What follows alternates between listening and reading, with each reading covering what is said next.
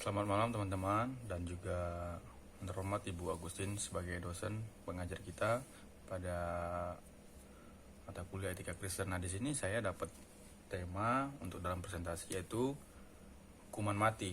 Nah, pada kesempatan ini saya akan menjelaskan dan mempresentasikan yaitu hukuman mati. Nah, ini kemungkinan besar menjadi salah satu tema yang sedikit kontroversi, dimana kalau kita melihat ini lebih sering dilakukan dalam kitab perjanjian lama. Jadi hukuman mati itu sebenarnya banyak dijumpai dalam kitab perjanjian lama. Apakah tindakan ini masih layak dilakukan di era setelah kelahiran Yesus Kristus ke dunia? Saya melihat bahwa ternyata Tuhan Yesus sendiri bukan lagi mengajarkan hukuman mati untuk dilakukan dalam perjanjian baru. Sebab dalam zaman Tuhan Yesus yang lebih ditekankan ialah konsep kasih. Itu dalam kitab Matius pasal 5 ayat 38 sampai 39. Nah, di sini saya akan membahas 4 poin penting bagaimana sudut pandang Kristen terhadap hukum mati. Nah, apa saja 4 poin itu? Yang pertama, bagaimana pandangan etika Kristen terhadap hukuman mati? Yang kedua, masih layakkah di zaman sekarang ini hukuman mati? Dan yang ketiga, bagaimana persoalannya dalam mengambil nyawa? Karena hukuman mati ini jelas berhubungan dengan nyawa. Nah, yang bagian keempat itu adalah apa tindakan etikanya. Nah, kita langsung cepat saja, kita akan masuk dalam poin yang pertama. Bagaimana pandangan etika Kristen terhadap hukuman mati? Konteksnya dan mempertimbangkan dari berbagai sisi nih, kalau untuk dalam hukuman mati di zaman sekarang ini ya. Disinggung sebelumnya bahwa salah satu alasan mengapa beberapa orang kontra terhadap hukuman mati dikarenakan oleh pemikiran dari sisi religius. Nah, ini Bu Agustin juga pernah menjelaskan kita kemarin kalau nggak tidak salah di bagian sesi terakhir yang menyangkut dalam ukuran etika situalisme. Nah, jadi orang lebih banyak kalau dalam penghukuman ini, hukuman mati ini banyak yang istilahnya bawa perasaan mungkin ya. Makanya sering orang terikat dalam situasi etika situalisme. Nah, bahwa kematian adalah takdir Tuhan. Jadi manusia secara tidak langsung nggak percaya kalau manusia itu bisa dipidana hukuman mati oleh manusia itu sendiri. Nah, manusia tidak berhak mengubahnya. Memang benar demikian. Namun tentu saja sejak awal masyarakat sudah mengetahui semua kebijakan-kebijakan pemerintah, bukan? Misalnya pemerintah mengeluarkan aturan bahwa perdagangan narkoba adalah pelanggaran berat dan akan dijatuhi hukuman mati bagi orang yang melanggar. Nah, kita tahu kita ini tinggal di negara hukum.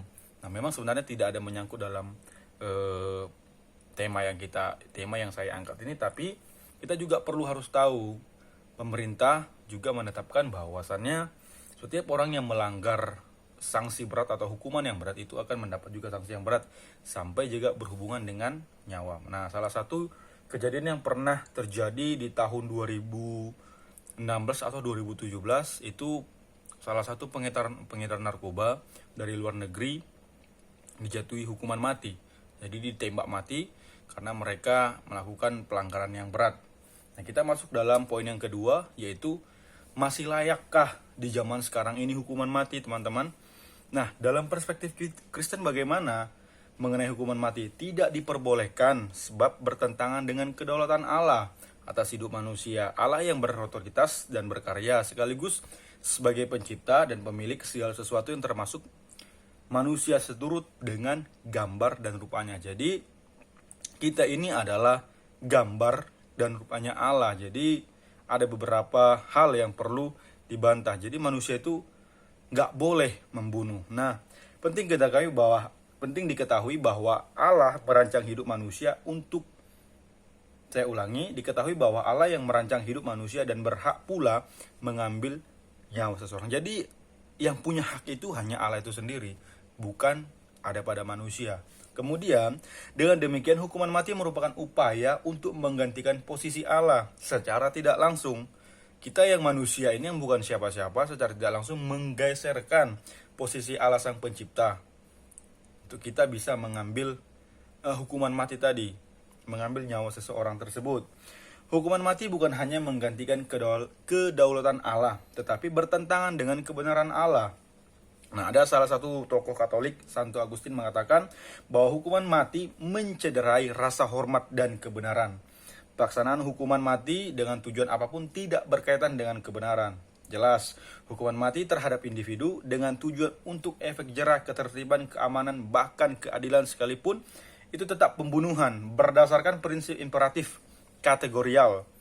Immanuel Kant, kebenaran Allah berlaku kapan saja, dalam situasi dan kondisi yang bagaimanapun juga. Dengan kata lain, berdasarkan tujuan apapun, hukuman mati tidak diperbolehkan. Jadi kedua tokoh ini tadi mengatakan, Santo Agustin dengan Immanuel Kant mengatakan dengan jelas bahwa menolak hukuman mati itu tidak diperbolehkan oleh manusia. Apalagi kita orang percaya, orang Kristen. Nah, kemudian bagaimana persoalannya dalam mengambil nyawa? Nah, ini bagian poin yang penting saya rasa.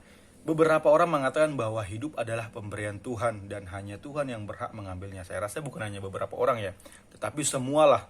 Kita mengatakan bahwa hanya Tuhan yang berhak mengambil nyawa seseorang. Sampai dikatakan salah satu janji ikatan nikah itu sampai maut memisahkan kita. Jadi gak ada hak manusia itu untuk mengambil nyawa seseorang. Yang berhak itu hanya Tuhan sendiri. Otoritas itu ada pada Allah.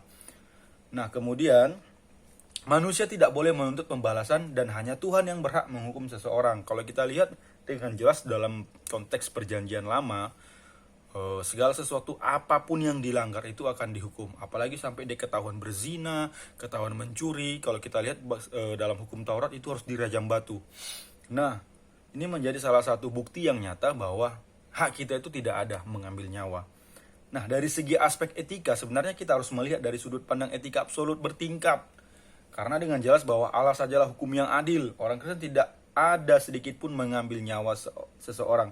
Meskipun harus ditugaskan memberi hukuman mati kepada orang yang melanggar tindakan hukum. Nah, teman-teman, saya teringat dalam satu film peperangan antar negara, salah satu tokoh film yang dari orang Kristen yang sangat kental agamanya, bahkan dia sampai ikut dalam militer karena negara saat itu membutuhkan orang dalam ikut berperang.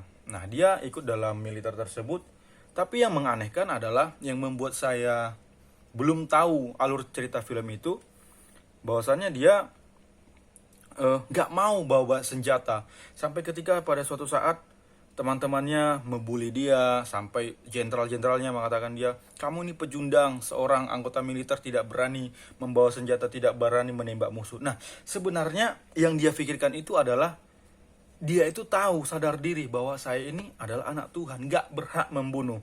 Nah, ternyata tapi kalau dalam dunia kemiliteran itu tidak boleh ya.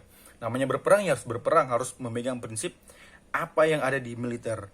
Menembak ya harus nembak, jangan sampai kita yang ditembak oleh musuh. Tapi dia punya prinsip yang benar-benar gak bisa dirubah sama sekali. Nah, sampai suatu ketika peperangan itu usai, dia gak pernah pegang tembak, dia gak pernah membunuh. Apa yang dia lakukan? Dia lakukan itu menolong orang-orang, teman-teman dia yang terluka. Nah, sampai suatu ketika semua orang mengerti dan tahu apa yang dia lakukan. Nah, ini menjadi salah satu contoh sebenarnya kita gak ada hak mengambil nyawa. Bahkan dalam tindakan hukuman mati pun itu sebenarnya kita nggak ada otoritas. Nah, kemudian di bagian terakhir itu adalah apa tindakan etikanya. Nah, orang Kristen tidak harus menerapkan sepenuhnya norma hukum dalam dirinya, karena pemerintah ditentukan oleh Allah dalam Roma 13 ayat 1.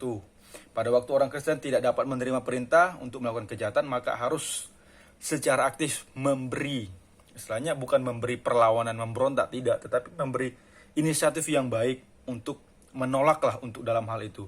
Orang Kristen mempunyai hak untuk karena pada saat seorang pejabat memberikan perintah yang bertentangan dengan firman Allah, maka tidak harus ditaati. Kemudian perlawanan yang dilakukan orang Kristen adalah harus protes hukum yang bertentangan dengan firman Allah atau bentuk sebuah institusi hukum yang dapat berperan untuk melawan negara yang menindas atau otoriter. Karena itu dalam perspektif Kristen, mengenai hukuman mati tidak diperbolehkan sebab bertentangan dengan kedaulatan Allah atas hidup manusia.